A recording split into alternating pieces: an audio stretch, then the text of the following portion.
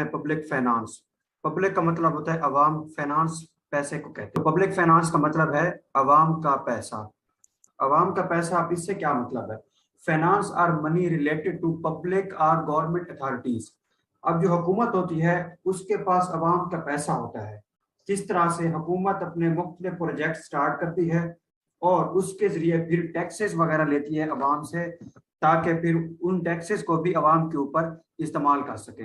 अब वो कहता है कि जो गवर्नमेंट अथॉरिटीज हैं, जो सरकारी इदारे हैं, उनमें जो पैसे वगैरह हैं जो अवाम की फलाह बहबूद के लिए इस्तेमाल होते हैं, उससे हम कहते हैं पब्लिक फाइनेंस।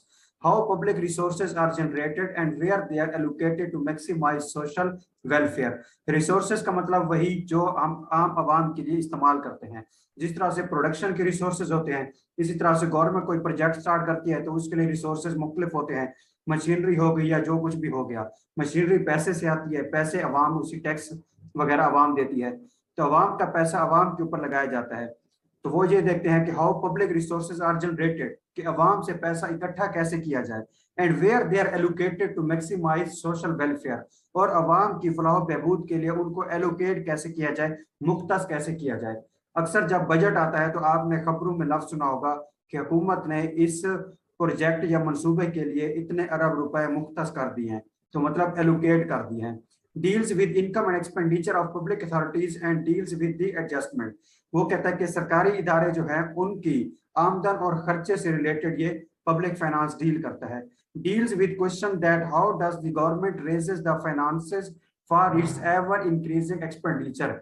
वो कहता है कि हुकूमत के हमेशा बढ़ते जाने वाले खर्चे को कैसे पूरा किया जाता है, इस क्वेश्चन को भी यही पब्लिक फाइनेंस डील करता है। Public finance is divided into public income and public expenditure. वो कहता है कि पब्लिक फाइनेंस में दो चीजें हैं, एक पब्लिक इनकम और एक पब्लिक एक्सपेंडिचर। मतलब ये कि हम अपनी आवाम से, पब्लिक से आमदनी कितना कलेक्ट करते हैं और उसके ऊपर खर्चा कितना करते हैं। Represents the impact of government policies on larger economic context. Impact of government policies, इसको आगे डिटेल में हम देखते हैं, इन सारी चीजों को आगे वैसे डिटेल में हम देखेंगे। Scope studies the government expenditure, income, debt. When expenditure is more than income and government depends on the public borrowing and financial administration. अब यहाँ पर देखें, studies the government expenditure and income, debt. Debt कहते हैं उधार को। आमतौर आपने सुना होगा कि पाकिस्तान के बैरूनी कर्जे इतने हो गए हैं, फॉरेन डेट्स जिसे कहा जाता है। तो इनकम डेट का मतलब भी वही है कि जब हम अपने इनकम बढ़ाएं किसी कर्जे को लेकर, और हम कर्जा कब लेते हैं, when expenditure is more than income, जब हमारी आमदनी इतना ना हो लेकिन हमारे खर्चे ज्यादा हो तो फिर हम उधार लेते हैं।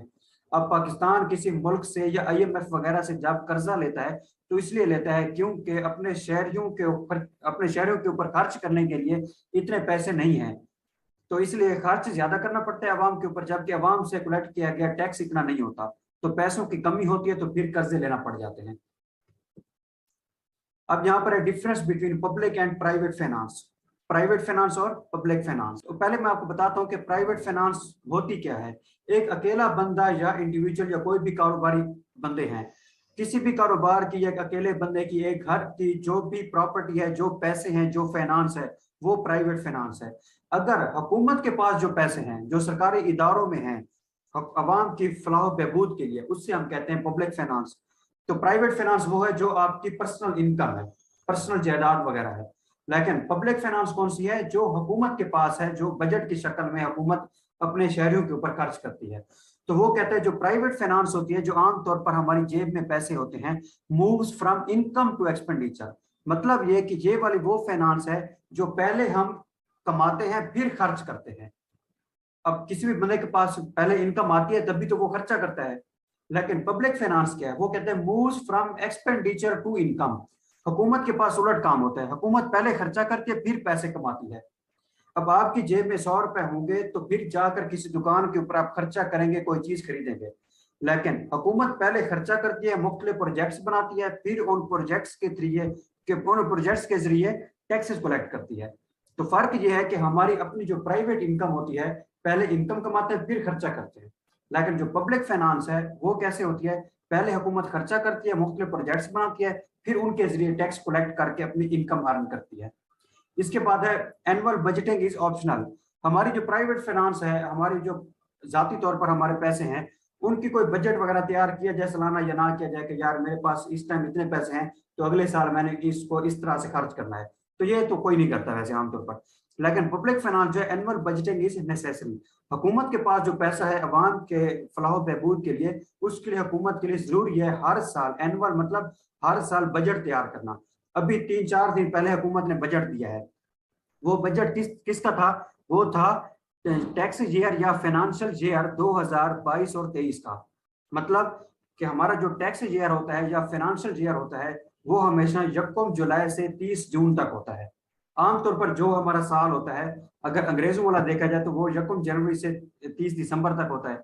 अगर इस्लामी देखा जाए तो वो मुहर्रम से जिलहिज्जा तक होता है। लेकिन जो फाइनेंशियल ईयर या टैक्स ईयर जिसे हम कहते हैं, जो हमारी फील्ड से रिलेटेड है, आप लोग इसको 1 जुलाई से अगले साल की 30 जून तक एक साल कंसीडर करते हैं।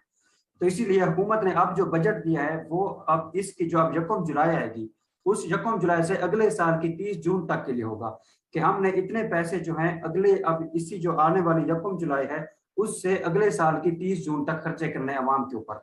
तो पहले खर्चे करेगी, फिर टैक्स कलेक्ट करेगी, फिर अगले साल 2023 के जून में हुकूमत ने फिर पैसे कलेक्ट किए होंगे जो इस साल में खर्चा करेगी। अब फिर उन्हीं कलेक्शन से फिर आगे बजट तैयार करेगी कि अगले 2023 और 24 के लिए कितना टैक्स आवाम के ऊपर खर्चा करती है। तो 23 और 24 का मतलब 2 साल नहीं है, 23 के मिड से 24 के मिड तक। अभी जिस तरह से 22 के मिड से 23 के मिड तक साल है, 1 जुलाई से 30 जून। तो आपकी फील्ड से रिलेटेड अगर आपसे कोई पूछे कि हमारा साल कब होता है, तो आपने यही कहना है कि 1 जुलाई से 30 जून तक। हमारा जनवरी और दिसंबर का कोई हिसाब नहीं होता, हमारा हिसाब होता है 1 जुलाई से 30 जून। उसके बाद वो कहते हैं ओनली एक्सटर्नल बोरोइंग। आपके पास अगर पैसे कम हो गए खर्चा करने के लिए तो आप किसी थर्ड पार्टी से उधार लेते हैं। लेकिन जो गवर्नमेंट है वो बहुत इंटरनल और एक्सटर्नल बोरोइंग है, वो अपने मुल्क के अंदर से भी कर्जा ले सकती है और मुल्क के बाहर से भी कर्जा ले सकती है। Prime objective is profit making. आपका मकसद क्या होता है? हमेशा कोई भी आपका प्राइवेट बिजनेस है प्रॉफिट कमाना, लेकिन गवर्नमेंट का क्या होता है? Prime objective is social welfare. मकसद असल ये होता है कि अवाम को फायदा हो, उसके बाद वो थोड़ा बहुत टैक्स कलेक्ट करके पैसे भी कमा लेती है। इसके बाद secrecy is a personal matter, government is bound to public. आपके पास पैसे कितने हैं, खर्च कर रहे हैं नहीं खर्च कर रहे, आपसे कोई पूछने वाला नहीं है, ना ही आप किसी को जवाब दे हैं।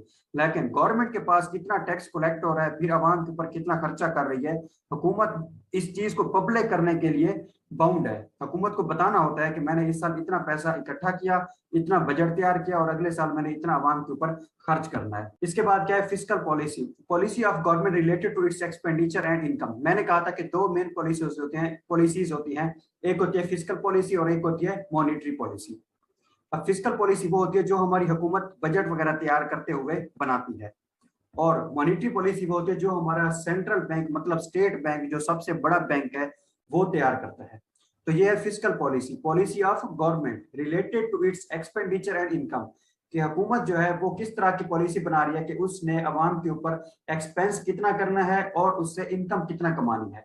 तो हुकूमत के एक्सपेंडिचर और इनकम से रिलेटेड जो पॉलिसी होती है उससे हम कहते हैं फिस्कल पॉलिसी। इसमें अब दो टाइप्स हैं, एक है एक्सपेंशनरी या एंटी डिफ्लेशनरी फिस्कल पॉलिसी और दूसरी है कॉन्ट्रैक्शनरी या एंटी इन्फ्लेशनरी फिस्कल पॉलिसी। तो जो पहली है वो क्या करती है? Reducing the taxes. पहली है एक्सपेंशनरी, मतलब वो कोशिश कर रहे हैं कि इकोनॉमी ग्रो करे, उसके लिए वो क्या करते हैं? टैक्सेस को रिड्यूस करते हैं ताकि चीजों की कीमत इतनी महंगी ना हो, लोग ज्यादा से ज्यादा चीजों की डिमांड करें, फिर उससे पैसा कलेक्ट करें। अगर किसी की कोशिश है कि वो किसी प्रोडक्ट के ऊपर टैक्स ज्यादा लगा ले ताकि उसकी कीमत बढ़ जाए फिर ज्यादा पैसा आए, तो हो सकता है ज्यादा टैक्स लगाने से एक 20 रुपए की चीज अगर 30 रुपए की हो गई है तो लोग लेना ही छोड़ दें, तो फिर तो कोई चीज नहीं लेगा तो कमाई कैसे होगी। तो बेहतर यह है कि टैक्स को रिड्यूस किया जाए, टैक्स 10 रुपए की बजाय 2 रुपए लगाया जाए ताकि 22 रुपए की जब चीज होगी तो ज्यादा लोग आएंगे खरीदने। तो इस तरह से टैक्स भी लगा लिया और ज्यादा आवाम आ रही है तो पैसा भी कलेक्ट कर लिया। इसके बाद increasing the government spending. Spending का मतलब वही एक्सपेंडिचर है कि गवर्नमेंट जो है वो खर्चे करती है मुख्तलिफ प्रोजेक्ट्स के ऊपर। एग्रीगेट डिमांड इंक्रीजेस, जब टैक्सेस को कम किया जाएगा तो डिमांड बढ़ेगी। Applicable for both fiscal and monetary policy, वो कहता है कि ये पॉलिसी दोनों के लिए है, फिस्कल पॉलिसी गवर्नमेंट की भी और बैंक की भी। इसके बाद दूसरी क्या है? वो कहती है ये उसके उलट है, इंक्रीजिंग टैक्सेस, ये टैक्सेस को बढ़ाती है। टैक्सेस को जब बढ़ा दे फिर रिड्यूसिंग द गवर्नमेंट एक्सपेंडिचर। अब यहाँ पर देखिए, कोई चीज अगर आप टैक्स ज्यादा लगा देंगे, पेट्रोल 30 रुपए बढ़ा देंगे, तो क्या पता बहुत से लोग बाइक का इस्तेमाल करना छोड़ दें। तो आपने कोशिश की थी कि मैं 30 रुपए टैक्स बढ़ाऊं पेट्रोल के ऊपर, ताकि ज्यादा से ज्यादा टैक्स कलेक्ट हो। और आगे से अवाम क्या रिएक्ट करती है, अवाम पेट्रोल लेना ही छोड़ देती है, तो फिर आपके पास कोई रेवेन्यू आता नहीं आता। तो इससे क्या होता है, जब रेवेन्यू नहीं आता तो फिर आप, हुकूमत के पास रेवेन्यू पहले आता है, उसके बाद पिछले साल के पैसे जमा होते हैं, तभी तो अगले साल एक्सपेंडिचर करती है। तो इस तरह से टैक्स बढ़ाएंगे तो हो सकता है डिमांड बहुत ज्यादा कम हो जाए किसी प्रोडक्ट की, तो आपके पास फिर रेवेन्यू नहीं आएगा। जब रेवेन्यू नहीं होगा तो फिर आप आवाम के ऊपर खर्चा भी नहीं करेंगे, एग्रीगेट डिमांड डिक्रीजेस। इसके बाद है tools of fiscal policy, government expenditure या गवर्नमेंट रेवेन्यू। हुकूमत की जो फिस्कल पॉलिसी है, फाइनेंस से रिलेटेड पॉलिसी है, उसमें दो मेन फैक्टर हैं, एक खर्चे करना और दूसरा रेवेन्यू या इनकम कमाना। एक्सपेंडिचर का मतलब क्या है, गवर्नमेंट एक्सपेंडिचर, डेवलपमेंट एक्सपेंडिचर या नॉन डेवलपमेंट एक्सपेंडिचर। मुख्तलिफ प्रोजेक्ट्स वगैरह बनाती है, कोई डेवलपमेंट करती है तो उस तरह के भी खर्चे कर सकते हैं हुकूमत, या कुछ नॉन डेवलपमेंट एक्सपेंडिचर भी होते हैं। डेवलपमेंट एक्सपेंडिचर कौन से हैं, transportation, agricultural development, social service, dams, roads वगैरह, ये मुख्तलिफ प्रोजेक्ट्स के ऊपर जो हुकूमत खर्चा करती है, इसे हम कहते हैं ये डेवलपमेंट एक्सपेंडिचर है। और नॉन डेवलपमेंट जैसे defence, law and order, civil administration, debt services वगैरह। तो इस तरह के कोई हमारा कोई फौज का इदारा बन गया है हमारे तहफ़्फ़ुज़ के लिए, पुलिस वगैरह या डॉल्फिन फोर्स, इस तरह की जो चीज़ें हैं, कानून साजी हो गई, तो ये नॉन डेवलपमेंट एक्सपेंडिचर है। इसके बाद रेवेन्यू की बात करते हैं, गवर्नमेंट रेवेन्यू। उनमें कुछ टैक्स रेवेन्यू है, कुछ नॉन टैक्स रेवेन्यू है। टैक्स रेवेन्यू कौन सा है, income tax, property tax, sales tax, gain tax, wealth tax. Income tax जो आपकी इनकम है उसके ऊपर टैक्स, प्रॉपर्टी टैक्स जो आपकी जायदाद वगैरह है उसके ऊपर टैक्स, सेल्स टैक्स जो आप बिजनेस में सेल्स करते हैं उसके ऊपर टैक्स, गेन टैक्स, गेन भी इसी को कहते हैं, कोई आपका एसेट वगैरह उसके ऊपर जो आप टैक्स देते हैं, और वेल्थ टैक्स भी आपकी जायदाद के ऊपर। और नॉन टैक्स रेवेन्यू क्या होते हैं, fine, penalties, trading profits, rental income, fees, income from post, cargo service वगैरह। तो इस तरह की जब आपके नॉन टैक्स रेवेन्यू के इस तरह से हैं, जो आपके ऊपर सपोज समझ लें कोई जुर्माने वगैरह लग रहे हैं और इस तरह की चीजें, तो ये नॉन टैक्स रेवेन्यू है। लेकिन हम बेसिकली पढ़ेंगे इसमें टैक्स के रिलेटेड सारी चीज। Objectives of fiscal policy, keep inflation low. वो कहते हैं कि हुकूमत जो अपना बजट तैयार करती है, जो उसकी फिस्कल पॉलिसी होती है फाइनेंस से रिलेटेड, उसके ऑब्जेक्टिव या मकासद एक्चुअल क्या होते हैं। कीप इन्फ्लेशन लो, महंगाई को कम से कम रखा जाए। कीप एम्प्लॉयमेंट हाई, ज्यादा से ज्यादा रोजगार दिया जाए। स्टडी और कंसिस्टेंट इकोनॉमिक ग्रोथ, मईशत को ग्रो करना चाहिए। Equilibrium in balance of payment, मतलब इंपोर्ट्स और एक्सपोर्ट्स, कि जितनी चीजें हम पाकिस्तान में लेकर आ रहे हैं उतनी फिर बाहर बेचें, दोनों में बैलेंस होना चाहिए। Run a balanced budget, budget जो है वो बैलेंस होना चाहिए, किस तरह से कि हमारे जो खर्चे हैं वो हमारी आमदनी के बराबर होने चाहिए, ना कि हमारी आमदनी कम हो खर्चे ज्यादा हो फिर हमें कर्जे लेने पड़े। इसके बाद लिमिटेशन, फोरकास्टिंग मतलब predicting, economic instability can not be predicted accurately, हमारी मईशत अगले साल तक कैसी होगी हम इसको मुकम्मल तौर पर प्रिडिक्ट नहीं कर सकते। ये इकोनॉमी होती इस तरह से, किसी एक चीज को अच्छा करते करते कोई और चीज बिगड़ जाती है। यहाँ पर कॉमन एग्जांपल हमेशा आपको देता हूँ इन्फ्लेशन और एम्प्लॉयमेंट की। आप कोशिश करते हैं कि हम अपने शहरियों को रोजगार दें, हुकूमत कोशिश करती है, रोजगार देती है, लोगों के पास रोजगार आता है, पैसे आते हैं, वो फिर चीजों की डिमांड ज्यादा करते हैं, डिमांड करते हैं तो उधर से दुकानदार चीज महंगी कर देता है, फिर इस तरह से महंगाई हो जाती है। तो रोजगार देने का एक किस्म का नुकसान भी हुआ, तो उधर से महंगाई बढ़ गई। तो ये तो फिर रोजगार देना फिर अच्छी बात ना हुई, क्योंकि ये तो महंगाई बढ़ाता है। तो इस तरह से एक फैक्टर अच्छा करते करते दूसरा बिगड़ जाता है। तो इसलिए हम पूरी तरह से प्रिडिक्ट नहीं कर सकते कि हमारी जो इकोनॉमी है वो किस तरह से होगी, can not be predicted accurately. Time lag, time difference between when action required and when action affected, कोई भी अमल जरूरत कब पड़ती है और हम करते कब। इंटरनेशनल प्राइसेस बढ़ गई तो पाकिस्तान को फिर ज्यादा खर्चे करने पड़ गए। तो इसलिए ये भी होता है कि हम डिसीजन मेकिंग करते एक्यूरेट एग्जैक्ट टाइम के ऊपर जब जरूरत है या लेट करते हैं। Crowding out, decrease in private investment due to increase in public और गवर्नमेंट इन्वेस्टमेंट। अब आपका इरादा था किसी इलाके में स्कूल बनाने का, लेकिन हुकूमत ने वहां पर सरकारी स्कूल बना दिया, तो इसका क्या हुआ, आपको वहां पर स्कूल आप फिर नहीं बनाएंगे। तो जब आप कहीं पर अपनी प्राइवेट इन्वेस्टमेंट करने लगे हैं, लेकिन हुकूमत आकर वहां अपनी इन्वेस्टमेंट कर दे, तो जिसकी वजह से आपकी प्राइवेट इन्वेस्टमेंट में कमी हो जाती है, आप नहीं कर पाते, तो इसे कहते हैं crowding out. Negative impact of tax, decreases the aggregate demand which causes demotivation to work. तो कहते हैं टैक्स का एक नेगेटिव इंपैक्ट भी है, इसका एक मनफी पहलू भी है। वो किस तरह से कि एक कीमत 10 रुपए की है, 5 रुपए टैक्स लगाते हैं तो चीज 15 की हो गई, तो महंगी हो गई। महंगी होगी तो लोग डिमांड कम करेंगे।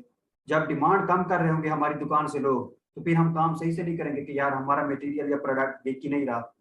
Lack of coordination between fiscal policy, policy of government and monetary policy, policy of state bank. बस ये इतना याद रखना है। इसके बाद है tax. A fine imposed by government authorities on persons और प्रॉपर्टीज। आपके ऊपर हुकूमत की तरफ से एक किस्म का जो जुर्माना लग रहा है उसे कहते हैं टैक्स। आप बहुत ज्यादा इनकम कमा रहे हैं तो हुकूमत एक सजा के तौर पर कहती है कि मुझे इसमें से हिस्सा दो, टैक्स दो। आपने कोई प्रॉपर्टी बनाई हुई है तो उसके ऊपर हुकूमत आपसे टैक्स लेती है।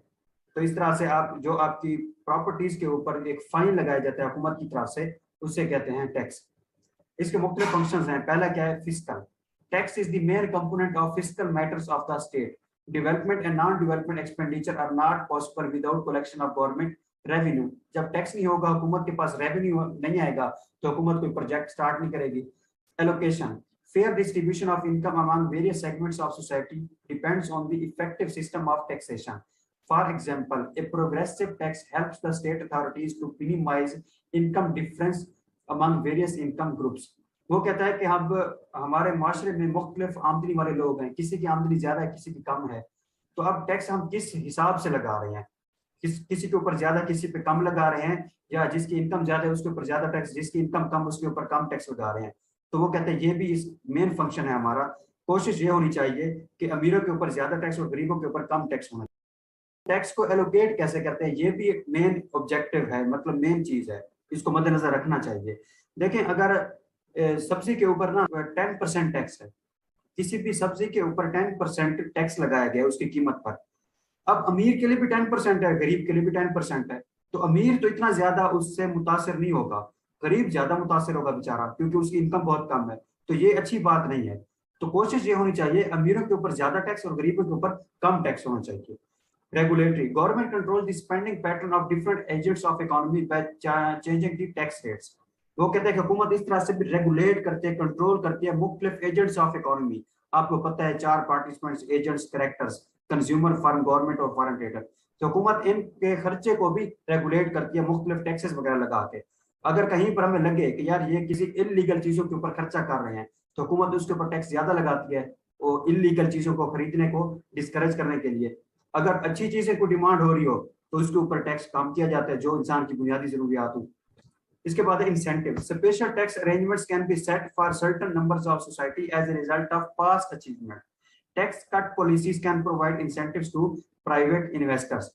इंसेंटिव्स टू प्राइवेट इन्वेस्टर्स, इसका मतलब क्या है कि हमें प्राइवेट बिजनेस किसी बंदे ने किया होगा, लेकिन हमारे शहरियों के लिए वो प्रोडक्ट बेहतर है, ठीक है। तो इस तरह से जब कोई अच्छा मकसद हो, कोई अच्छा बिजनेस हो, तो हुकूमत फिर उनको टैक्स इंसेंटिव्स भी प्रोवाइड करती है, टैक्सेस वगैरह का रेट कम लगाती है, ताकि ये ज्यादा से ज्यादा उनको एनकरेज किया जाए। या अगर उन्होंने पीछे से कोई अच्छी अचीवमेंट हासिल कर सकी हो, तो उसको मजीद कंटिन्यू करने के लिए भी टैक्सेस वगैरह के इंसेंटिव्स प्रोवाइड किए जाते हैं। Canons of taxation. Equality. High tax on higher income people and low tax on lower income people. इसने कहा कि जो अमीर बंदा है जिसकी इनकम ज्यादा है उसके ऊपर ज्यादा टैक्स होना चाहिए, जिसकी इनकम कम है उसके ऊपर कम टैक्स होना चाहिए, तब हम कहेंगे ये इक्वालिटी है। Certainty. There should be certain amount of tax. ये नहीं होना चाहिए कि पता नहीं हम कल सब्जी ले रहे हैं, जा रहे हैं, तो उसके ऊपर कितना टैक्स है, तो उसके लिए हमें पता होना चाहिए कि कितना हुकूमत ने टैक्स लगाया हुआ है। अब ये तो इनडायरेक्ट टैक्स है, लेकिन उसकी स्पेसिफिक अमाउंट होनी चाहिए, एक स्पेसिफिक रेट होना चाहिए। कन्वीनियंस मतलब आसानी। There should be easy process to pay tax. Tax अदा करने का तरीका भी आसान होना चाहिए। Economical. Cost of collection tax is should be as minimum as possible. अब टैक्स कलेक्ट करने वाले जो हुकूमती इदारे हैं वो कहते हैं उनके लिए भी ये आसान तरीका होना चाहिए, उनको ज्यादा खर्चा ना करना पड़े ये टैक्स कलेक्ट करते हुए, तो इजी सिस्टम होना चाहिए। Some other canons of taxation. Simplicity. Process of taxation should be simple and understanding for everyone. कि टैक्स वगैरह किसने अदा कैसे करना है, तो ये आसान तरीका होना चाहिए। Flexibility. There should be an auto-adjusted tax system which could be changed according to situations. वो कहते हैं हमारा टैक्स का निजाम ऐसा होना चाहिए जो हम हालात के मुताबिक बदल भी सकें। Diversity. Different types of taxes should be imposed in different sectors. Direct or indirect tax and agricultural service sector and trade. Direct और indirect tax इसको हम आगे देखते हैं। Fiscal education. Tax collection should be able to keep the balance between government expenditure and government income. वो कहता है कि हम हमारी जो फिस्कल पॉलिसी है हम उसको इस तरह से भी अडॉप्ट कर सके कि हम हुकूमती जो खर्चे हैं और हुकूमती इनकम है उनके दरमियान एक बैलेंस बरकरार रख। उसके बाद types of taxes based on ability to shift burden of taxes या रेट ऑफ टैक्सेस। तो पहला है types of taxes based on ability to shift burden of taxes. उनमें दो टाइप्स है, एक है डायरेक्ट टैक्स और एक है इनडायरेक्ट टैक्स। अब डायरेक्ट टैक्स क्या है? Collected from person on home it is imposed. अब हुकूमत ने टैक्स लेना है आपसे, अब या तो डायरेक्ट आपसे लेगी या किसी और बंदे के थ्रू आपसे कलेक्ट करेगी टैक्स। वो कैसे? एक आपने सपोज आपकी प्रॉपर्टी है कोई, उसके ऊपर टैक्स हुकूमत ने लगाया है, तो वो डायरेक्ट आपको नोटिस आएगा कि आपने इतना टैक्स देना है। लेकिन जो आप जरूरियात की चीजें डेली लेते हैं उनके ऊपर भी हुकूमत ने टैक्स लगाया होता है, लेकिन हुकूमत आपको नहीं कहती कि तुम बाजार से ये चीज लेकर आए हो तो इतने रुपए मुझे टैक्स दो। नहीं, आप जब दुकान पर सब्जी खरीदने जाते हो तो आप उसी को कहते हो कि मुझे कोई भी सब्जी वगैरह चाहिए, इतनी चाहिए, तो वो कहता है इसकी कीमत 50 रुपए है। अब एक्चुअल प्राइस उसकी 40 होती है, 10 उसने हुकूमत को देनी होती है।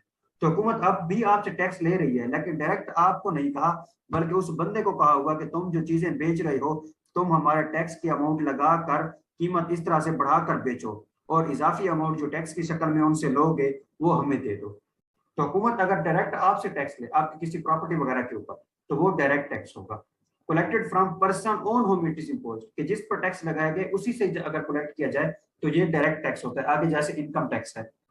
इसके बाद है advantages and disadvantages. Direct tax आपसे डायरेक्ट लेने के कुछ फायदे भी हैं, कुछ नुकसान भी हैं। Equitable, high tax on higher income people and low tax on lower income people, कि जब आपकी प्रॉपर्टी के ऊपर लिया जा रहा है, अब आपकी प्रॉपर्टी ज्यादा है तो ज्यादा टैक्स होगा, किसी गरीब की प्रॉपर्टी कम है तो उसके ऊपर कम टैक्स होगा। Economical, the cost of tax collection should be as minimum as possible, वही पुरानी बात। सर्टेनिटी, ये भी पुरानी बात। फ्लेक्सिबिलिटी, ये भी। Anti inflationary, direct taxes reduces the disposable income and decreases the aggregate demand. That is why it helps in controlling demand pull inflation. दो किस्म की इन्फ्लेशन होती है, एक होती है डिमांड पुल इन्फ्लेशन, एक होती है cost push inflation. Demand pull inflation क्यों होती है? कि जब किसी प्रोडक्ट की आप डिमांड ज्यादा करने लग जाए तो उसकी कीमत बढ़ती है, तो इस तरह से इन्फ्लेशन होती है। तो ये हो रही है आपकी ज्यादा डिमांड करने की वजह से। दूसरी होती है कॉस्ट पुश इन्फ्लेशन, कि अगर आपके फैक्टर्स ऑफ प्रोडक्शन के ऊपर आपकी कॉस्ट ज्यादा लगी है तो आप अपने प्रोडक्ट की ज्यादा प्राइस बढ़ाएंगे, तो इस तरह से इन्फ्लेशन होगी। तो अगर कंज्यूमर की डिमांड की वजह से इन्फ्लेशन बढ़े तो वो होती है डिमांड पुल इन्फ्लेशन। अगर प्रोड्यूसर की कॉस्ट की वजह से ज्यादा प्राइस बढ़े तो वो होती है कॉस्ट पुश इन्फ्लेशन। तो वो कहते हैं एंटी इन्फ्लेशन ये डायरेक्ट टैक्स है। वो किस तरह से? वो कहता है कि direct taxes reduces the disposable income. अब टैक्स आपसे लिया जा रहा है तो आपकी इनकम कम होगी, जिसकी वजह से आप डिमांड कम करेंगे। तो इस तरह से जब डिमांड आप अगर कम करेंगे, that is what helps in controlling the demand pull inflation, कि डिमांड की वजह से जो महंगाई बढ़ती है अब नहीं बढ़ेगी, कंट्रोल हो जाएगी। क्यों? क्योंकि आप डिमांड कम कर रहे हैं। क्यों कर रहे हैं? क्योंकि आपकी डिस्पोजेबल इनकम कम हुई है। इनकम क्यों कम हुई है? क्योंकि आपने टैक्स दिया है। इसके बाद है डिसएडवांटेजेस, पॉसिबल टू इवेड और avoid. Direct taxes are easy to avoid, आप इनको इग्नोर कर सकते हैं, अवॉइड कर सकते हैं, आप हुकूमत को खुद को बचा सकते हैं हुकूमत को टैक्स देने से। वो कैसे? It is possible to falsify a tax claim, मतलब फेक टैक्स डिमांड करने को आप गलत इस तरह से साबित करते हैं। Correct amount may not be always paid as tax payer do not declare their exact actual income और वेल्थ। वो कहता है इस तरह से आपकी प्रॉपर्टी चाहे जितना भी है, लेकिन हुकूमत के सामने आपने शो किया हुआ है कि मेरे नाम के ऊपर प्रॉपर्टी इतनी नहीं इतनी है, तो आप अपनी प्रॉपर्टी को कम शो करते हैं जिसकी वजह से टैक्स कम लगता है। तो एक्चुअल अमाउंट जो टैक्स की होनी चाहिए हुकूमत के पास वो नहीं पहुंचती। इसके बाद unpopular, it is also an unpopular in nature. People do not feel good when they are asked to pay a fraction of their income, which they have earned with a lot of effort. Therefore, they try to avoid this tax in any way. वो कहते हैं कि ये अवाम अच्छा नहीं समझती। वो कहते हैं कि हमने मेहनत से इतनी अपनी अर्निंग की है, इनकम कमाई है, उसके ऊपर हुकूमत अब मुझसे टैक्स ले ले। तो वो कहते हैं ये इस तरह से ये पॉपुलर नहीं है, अवाम इसको अच्छा नहीं समझती, अवाम में ये पॉपुलर नहीं है। Discourage the savings or investment. If taxes are too high, then it would leave the consumers and fund less money to put to other activities. वो कहते हैं अगर टैक्सेस बढ़ रहे हैं तो जाहिर सी बात है फिर आपके अगर जो फैक्टर्स ऑफ प्रोडक्शन या रिसोर्सेज हैं वो भी महंगे हो जाएंगे। तो आपके ऊपर अगर खर्चा इतना आ रहा है किसी कारोबार को करने में, तो आप सोचेंगे कि बिजनेस इन्वेस्टमेंट करें या ना करें, तो आपकी इन्वेस्टमेंट कम हो जाएगी। सेम इस तरह से आपके अगर कोई चीज परचेज कर रहे हैं अपने घरेलू इस्तेमाल की, अगर टैक्सेस ज्यादा लगे हुए हैं, चीजें महंगी हो गई हैं, आपका ज्यादा से ज्यादा पैसा अपनी जरूरियात पूरी करने पे लग रहा है, तो आप सेविंग नहीं कर पाएंगे। Less incentive to work hard, direct tax usually affect to that segment of society which struggle more to earn more income. वो कहता है कि डायरेक्ट टैक्स ज्यादातर, अब देखें डायरेक्ट टैक्स किसके उसी तरह लगता है ना कि जिसकी प्रॉपर्टी या जायदाद या इनकम ज्यादा है उसके ऊपर ज्यादा और गरीबों के ऊपर कम। तो अब जिसकी इनकम कम है इसका मतलब है उसने एफर्ट कम किया है, जिसके पास करोड़ों अरबों रुपए है इसका मतलब है उसने उस मेहनत से कमाए हैं। तो वो कहता है कि अब इस तरह से डायरेक्ट टैक्स जब करोड़ों अरबों वाले लोगों से ज्यादा लाखों में टैक्स लिया जाए तो इसका मतलब है ये ज्यादा कमाने वाले लोगों के ऊपर एक किस्म की ये सजा के तौर पर लगाया गया है। तो ये उन्हीं से ज्यादा लिया जाता है, उन्हीं को अफेक्ट ज्यादा करता है जो ज्यादा स्ट्रगल करता है। इसके बाद indirect tax collected from person on whom it has not been imposed। अब वो कहते हैं ये उससे लिया जाता है जिसके ऊपर ये इम्पोज नहीं किया जाता। मैंने कहा था कि आप सब्जी जब लेने जाते हैं तो 20 रुपए के वो 30 रुपए लेता है दुकानदार। क्यों? क्योंकि उसने 10 रुपए टैक्स हुकूमत को देना होता है आप में से लेकर। तो हुकूमत किससे ले रही है? दुकानदार से। लेकिन एक्चुअल टैक्स है तो आपका। तो वो कहता है हुकूमत कलेक्ट उससे कर रही है जिसके ऊपर लगा हुआ नहीं है। हुकूमत ले किससे रही है? दुकानदार से। हालांकि दुकानदार के ऊपर तो वो टैक्स नहीं लगा हुआ, वो तो आपके ऊपर लगा हुआ है। क्यों? क्योंकि ये इनडायरेक्ट टैक्स है, हुकूमत डायरेक्ट आपसे नहीं ले रही, वो एक तीसरी पार्टी से ले रही है। तो इसके एग्जांपल क्या है? Goods and services tax, GST जिसे कहते हैं। वही गुड्स एंड सर्विसेज आप परचेज वगैरह करते हैं तो उसके ऊपर टैक्स। इसके बाद क्या एडवांटेजेस और disadvantages. Can correct the externalities, eliminate the direct external effects, health tax on cigarette. अब देखें, अब इस तरह से इनडायरेक्ट टैक्स लगाया गया सिगरेट वगैरह के ऊपर, तो इस तरह उसको भी डिस्करेज किया जा सकता है। अगर सिगरेट के ऊपर टैक्स ज्यादा लगेगा, सिगरेट महंगी होगी तो लोग इस्तेमाल कम करेंगे, तो इस तरह से एक नेगेटिव चीज खत्म हो जाएगी। तो इसके बाद है इवेजन और avoidance is difficult, it can not be avoided because it is included in the prices of product. अब आपकी प्रॉपर्टी के ऊपर, इनकम के ऊपर जो टैक्स लगा था वो तो आप अपनी इनकम कम शो करते हैं तो आपके ऊपर टैक्स कम लगता है। लेकिन जो सब्जी वगैरह है उसके ऊपर तो आप कोई इस तरह से चीजें नहीं छुपा सकते, तो उसके ऊपर तो टैक्स जो लगना है वो लगना है। तो वो आपके लिए मुश्किल हो जाता है उसको इग्नोर या अवॉइड करना। Allow the people greater choice. Consumer have choices and then pay tax instead of their income taken away immediately. अब आपकी इनकम के ऊपर टैक्स जब लिया जाए तो वो किस तरह से होता है कि आपके बॉस है वो आपको, आपकी इनकम है 30,000 तो वो आपको देता ही 25,000 है। क्यों? 5,000 वो टैक्स काट लेते हैं जो वो हुकूमत को देता है, तो आप उस टैक्स से नहीं बच पाते। लेकिन जब सब्जियों के ऊपर टैक्स लगता है तो आप सब्जी ना खरीदें, आप टैक्स ना दें। तो यहाँ पर आपके पास चॉइस है। Wide ranging, it is imposed as well as exempted. वो कहता है टैक्स कहीं पर लगाया भी जाता है, कहीं कहीं पर छोड़ भी दिया जाता है। Helpful in controlling the demerit goods, tax on harmful product discourage their use. वो कहता है कि जो हार्मफुल प्रोडक्ट्स हैं या इलीगल चीजें हैं उनके ऊपर टैक्स ज्यादा लगाएंगे तो इस तरह से फिर उनको डिस्करेज किया जाएगा, उनका इस्तेमाल कम करेंगे लोग।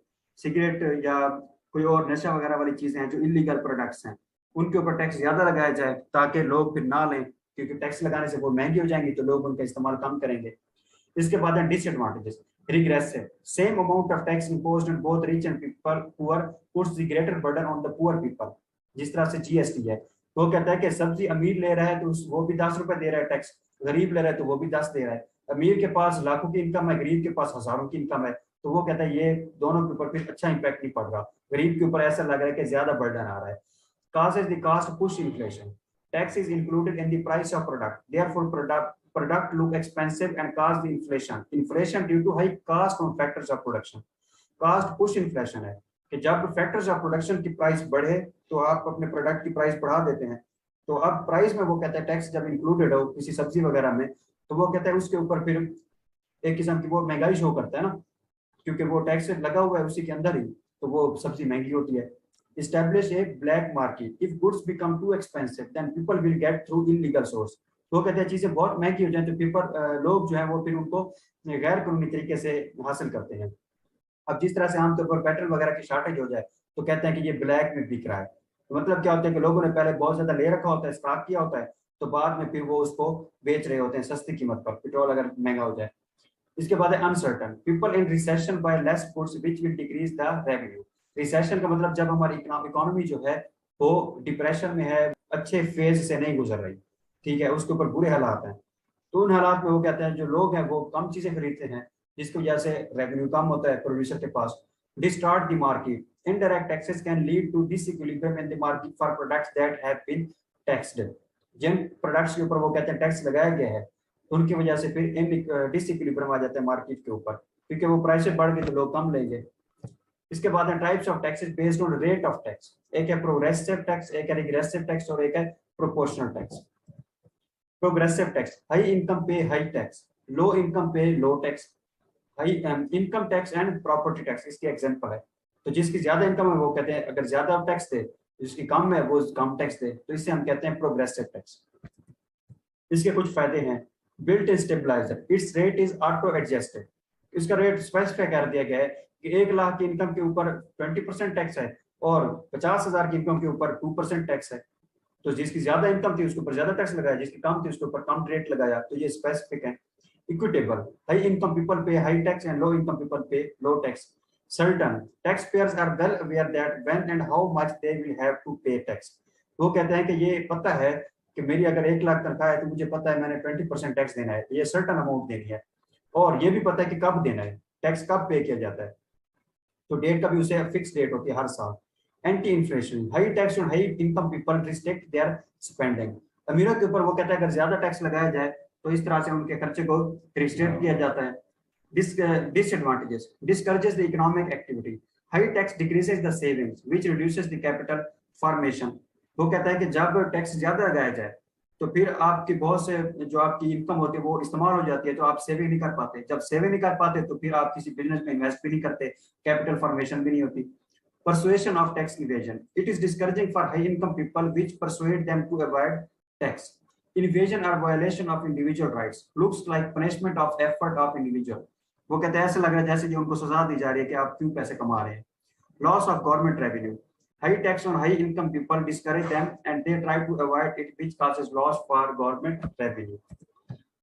Regressive tax. High income people pay low tax. Low income people pay high tax. GST, tax on cost of goods and services, and VAT, value added tax, tax included in purchasing prices of goods and services.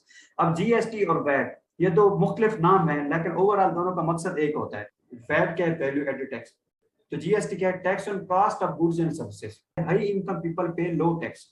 इसका मतलब क्या हुआ कि आप देखें जिसकी लाखों की तनख्वाह है वो सब्जी के ऊपर 10 रुपए दे रहा है, जिसकी हजारों के वो भी 10 दे रहा है। तो ऐसे लग रहा है कि अमीर के पास इतने पैसे हैं लेकिन वो 10 दे रहा है, और गरीब के पास कम पैसे हैं वो 10 रुपए दे रहा है।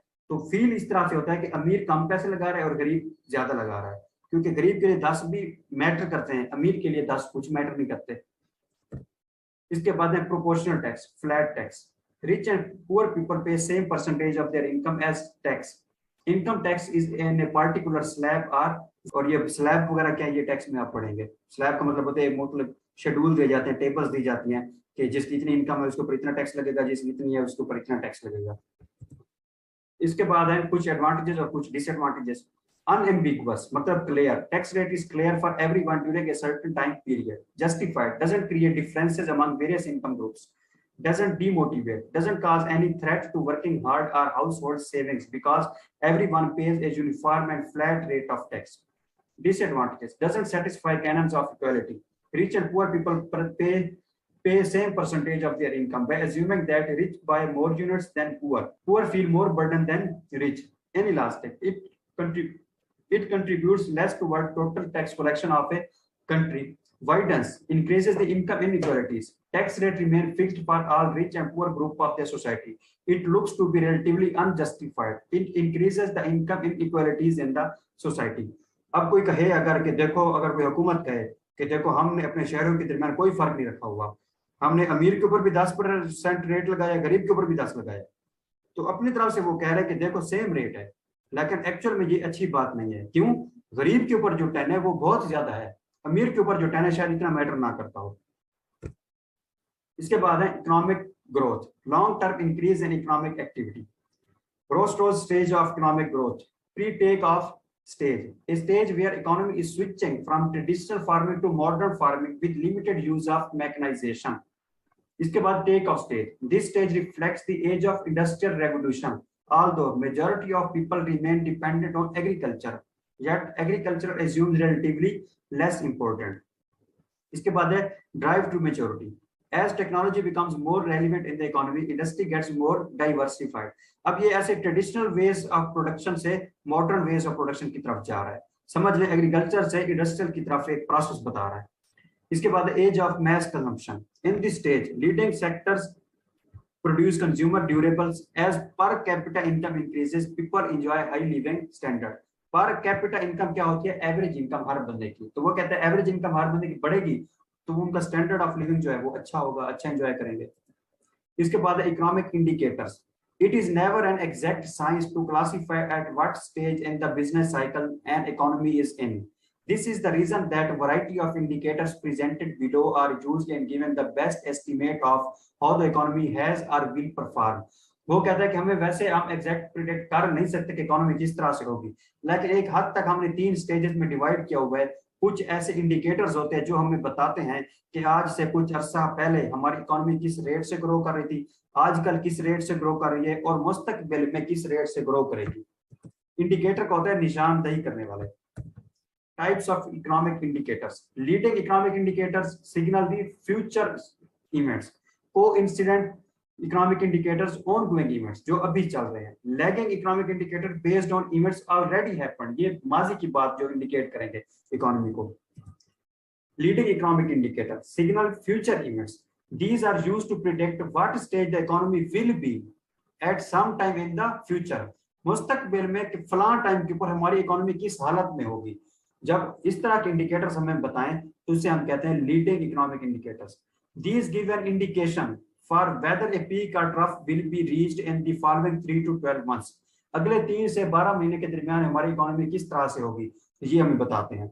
Index of business confidence.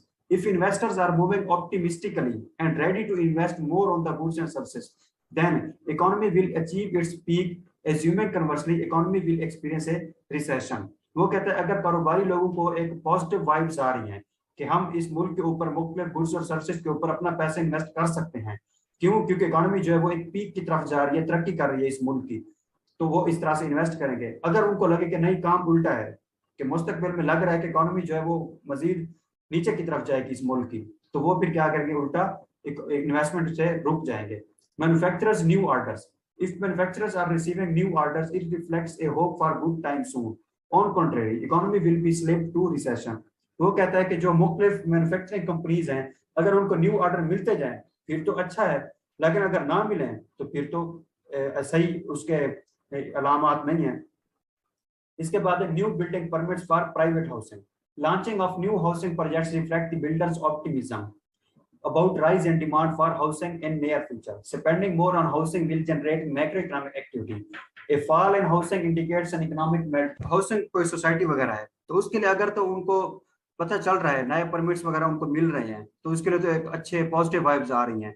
लेकिन अगर इसके उलट काम होगा तो जाहिर सी बात है वो फिर अच्छी निशानदेही नहीं करेगा इकोनॉमी की। Money supply. More money supply means people have more money to spend and investors have more funds to invest.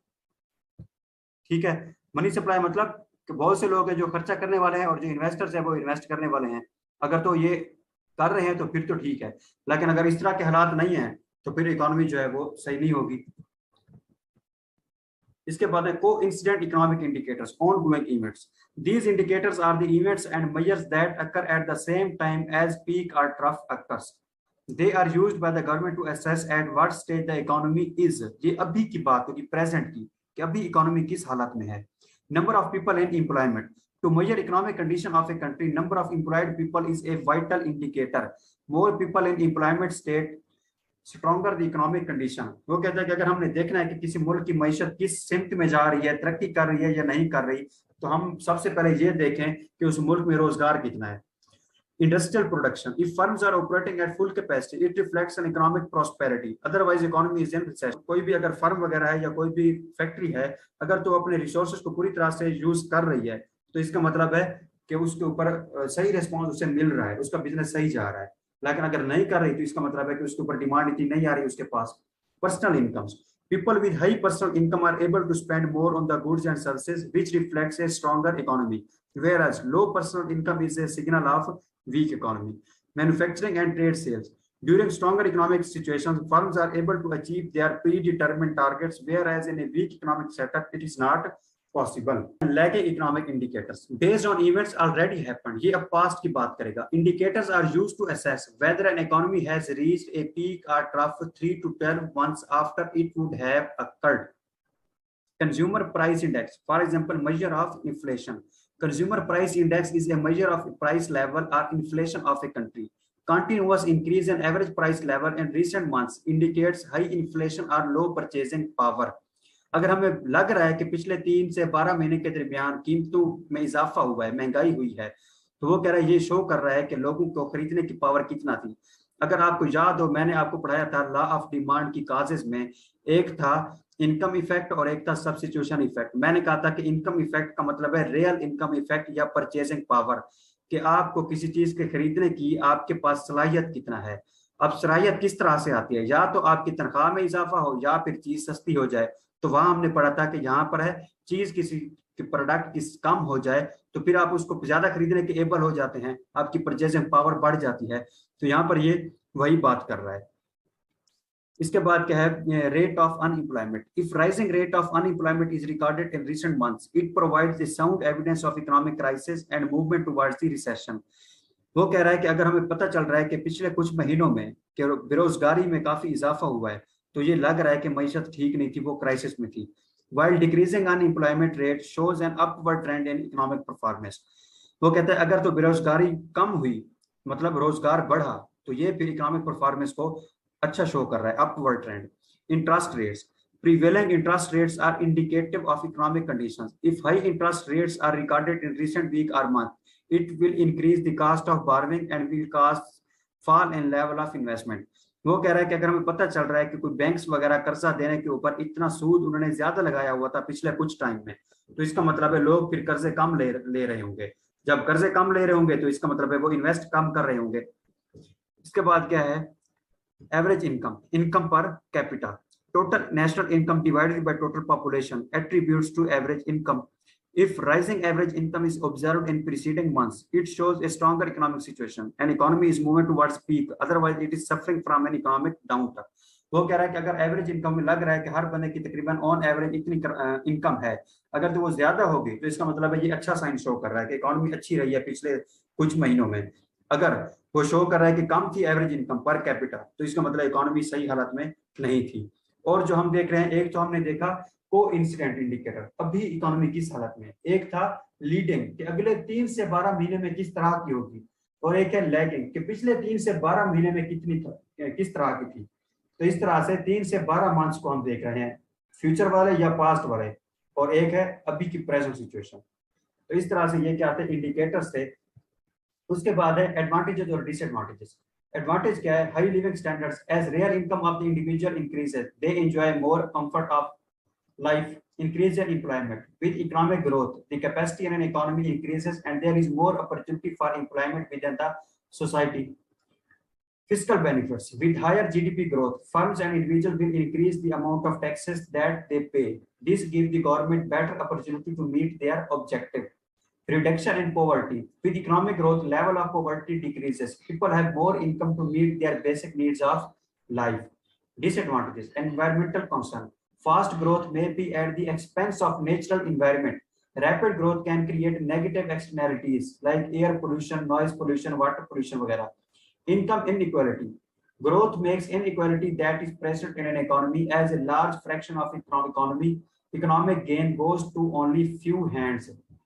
Economic income inequality के गरीबों के पास कम पैसा, अमीरों के पास ज्यादा पैसा. Inflation risk. Average income increases during the rapid economic growth, which enhances the aggregate demand in the economy and can lead to demand pull inflation in the economy. Social cost. Fast economic growth leads to inflation and progressive taxes decreases the ability to meet their basic requirements. To maintain the living standards, people have to work more, which compromises their health and leisure. Negative externalities. Economics or industrial growth creates the pollution, which is a type of negative externalities. Current account deficit. For economic growth in short run, a country is to rely upon, मतलब depend upon the imports of machinery, chemical, etc. Due to which country may likely face current account deficit. वो कहता है कि short run के अंदर economic growth जो होती है, शॉर्ट रन क्या होता है, हमने कहा था कि जब कोई फैक्टर ऑफ प्रोडक्शन जो है वो फिक्स हो, मतलब उसमें हम कोई और फैक्ट्री नहीं लगा सकते, तो अब उसमें क्या करते हैं, फिर हम मशीनरी वगैरह और रखते हैं। तो वो कहता है कि अगर मशीनरी हमें बाहर से मंगवानी पड़ जाए, तो हमारा बाहर के मुल्क हम इंपोर्ट करेंगे चीजें यहाँ पर, तो पैसा उनको देंगे, तो इस तरह से फिर हमारे अकाउंट में पैसों की कमी हो जाएगी, तो इसे कहते हैं करंट अकाउंट डेफिसिट।